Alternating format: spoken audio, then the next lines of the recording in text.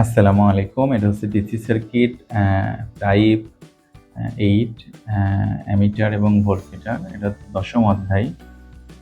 আমাকে অ্যা উম আমরা করছি টেসলা ভলিউম 1 এর 4th এডিশনের এক্সাম্পল 8 বলছে অ্যামিটারের ত্রুটি বা এরর 10% হলে অ্যামিটারের ইন্টারনাল রেজিস্ট্যান্স কত? তো আগে আমরা দেখি যদি অ্যামিটারটা আইডিয়াল হয় তাহলে কত পার দিবে? তাহলে আমরা জানি মোট ভোল্টেজ বা মোট রেজিস্ট্যান্স সমান 4.8 অ্যাম্পিয়ার। আমরা একটু ক্যালকুলেশনটা দেখি। 48 বাই নিচে হচ্ছে 20 আর 5 প্যারালাল 20 ইনভার্স যোগ 5 ইনভার্স 20 প্যারালাল 5 করলে 4 হয়, এটা তো আমরা জানি, যোগ 6 তাহলে 4.8 অ্যাম্পিয়ার।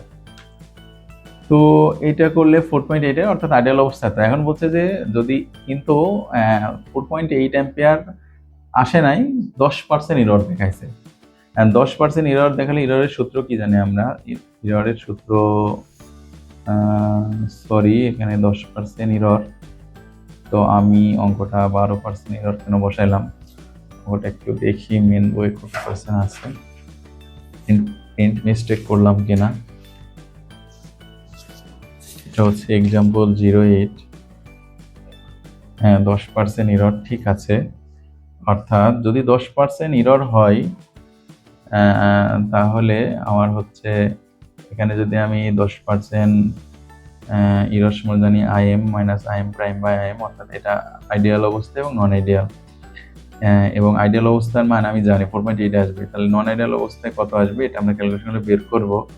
তো এইখানে যদি 12 থাকে তাহলে আমার কিভাবে রেজাল্ট আনছে, তাহলে আমরা 10 যদি দেই তাহলে কি আর রেজাল্ট আসে আমরা সেটা দেখি। Is equal 4.8 minus x by 4.8,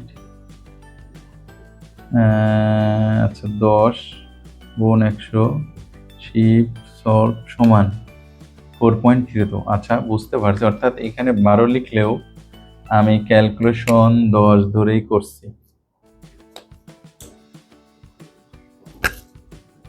এখানে 10, অর্থাৎ যদি 10 হয় তাহলে IM প্রাইম, অর্থাৎ আমি কি বুঝলাম এটা দ্বারা, যে আইডিয়াল অবস্থায় 4.8 অ্যাম্পিয়ার কারেন্ট আসার কথা ছিল, কিন্তু এরর থাকার কারণে, অ্যামিটারের ত্রুটি থাকার কারণে, নন আইডিয়াল হওয়ার কারণে এই ভোল্টমিটার পার দেখাচ্ছে 4.32, অর্থাৎ কম দেখাচ্ছে। এখন আমাকে বলছে যে তাহলে এর ইন্টারনাল রেজিস্ট্যান্স কত? তো ইন্টারনাল রেজিস্ট্যান্স সূত্র কি? মোট ভোল্টেজ বাই মোট রেজিস্ট্যান্স, অর্থাৎ এর যদি ইন্টারনাল রেজিস্ট্যান্স থাকে তাহলে আমার সার্কিট এখানে বসে যাবে। তাহলে সার্কিটটা কেমন হবে সেটা আমরা একটু দেখি। অ্যামিটারের সাথে সিরিজে বসবে, অর্থাৎ এখানে যদি অ্যামিটার থাকে তার সাথে 2টা রেজিস্টর থাকবে, আর এখানে 2টা রেজিস্টর প্যারালালে বসবে।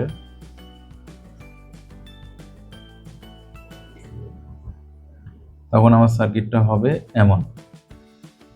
এখন যদি এমন হয়, এটা হচ্ছে RM, এটা হবে 6, এটা হবে 20, আর এটা হবে 5,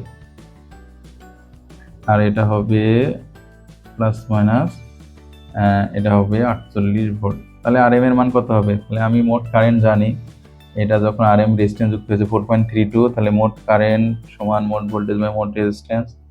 তাহলে মোট কারেন্টে বসাই দিলাম 4.32, উপরে ভোল্টেজ, নিচে এই রেজিস্ট্যান্সের মানগুলো বসা দিলে এই 20 আর 5 প্যারালাল, তার সাথে 6 আর RM সিরিজ, এটা ক্যালকুলেশন করলে RM এর মান আসে 10/9 বাই 1.11। এটা কিভাবে ক্যালকুলেশন আসতেছে সেটা আমরা একটু দেখি।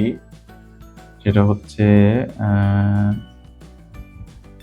সরি, এখানে 4.30 ইকুয়াল 48/20 ইনভার্স যোগ 5 ইনভার্স বন্ধনী ক্লোজ ইনভার্স যোগ 6 যোগ এক্স শিফট সলভ সমান, তাহলে 1.11, অর্থাৎ এই মানটা আসে 10/9, যেটা আমাদের 1.11।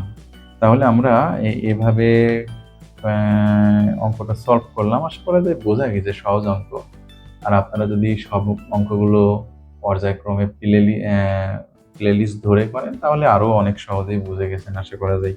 তারপরেও যদি আপনাদের কোনো প্রশ্ন থাকলে তাহলে জানাবেন কমেন্ট বক্সে। আমরা আপনাদেরকে সব রকমভাবে সাপোর্ট দেওয়ার চেষ্টা করবো ইনশাআল্লাহ। আসসালামু আলাইকুম।